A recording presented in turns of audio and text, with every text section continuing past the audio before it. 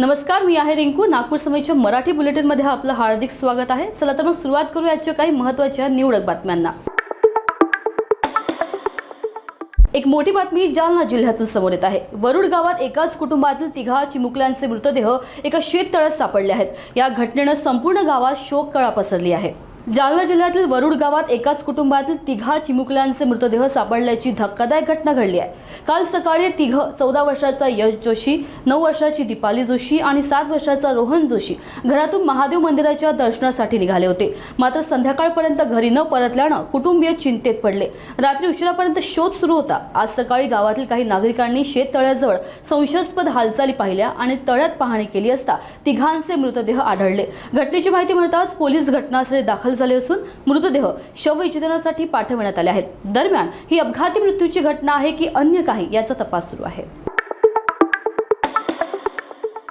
धुळे जिल्ह्यातील इकरा कॉलनीत मोठ्या चोरीची घटना उघडकीस आली आहे. कुटुंबीय लग्नासाठी शहराबाहेर असतानाच चोरट्यांनी बंद घराचे कुलूप तोडून लाखो रुपयांची रोकड व दागिने लंपास केले आहेत. ही संपूर्ण घटना सीसीटीव्हीत कैद झाली असून पोलिसांनी तपासाची चक्रे फिरवली आहेत.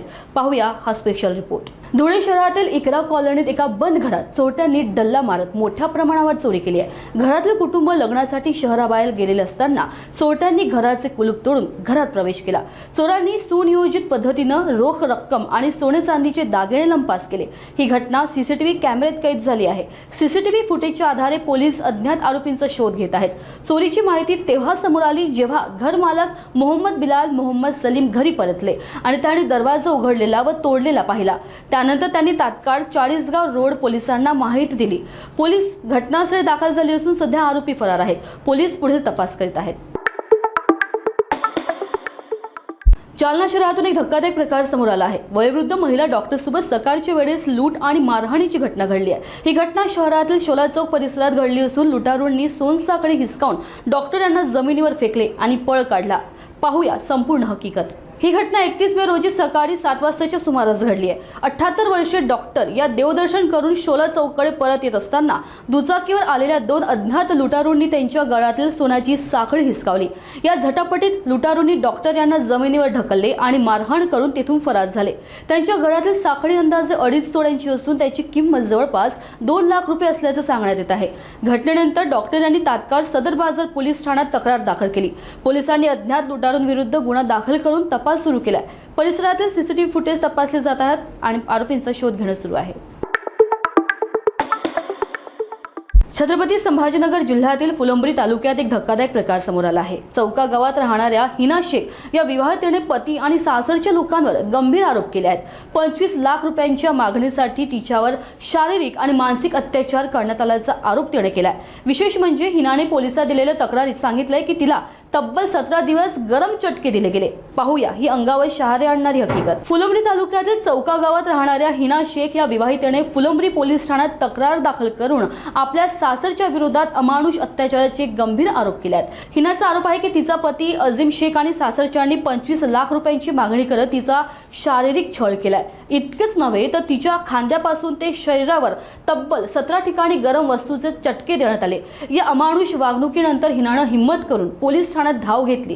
पोलिसांनी पतीसह सासू, देवर, देवराणी आणि 2 नणंद अशा 6 जणांविरुद्ध गुन्हा दाखल केलाय. हिनानं तक्रारीत हेही नमूद केलंय की 2 वर्षांपूर्वी ती गरोदर असताना सुद्धा पैशांच्या मागणीवरून तिच्यावर मारहाण झाली होती आणि त्या मारहाणीमुळे तिचं बाळ देखील वाचलं नाही. फुलंब्री पोलिसांनी सर्व आरोपींना चौकशीसाठी ताब्यात घेतलं असून पुढील तपास सुरू आहे.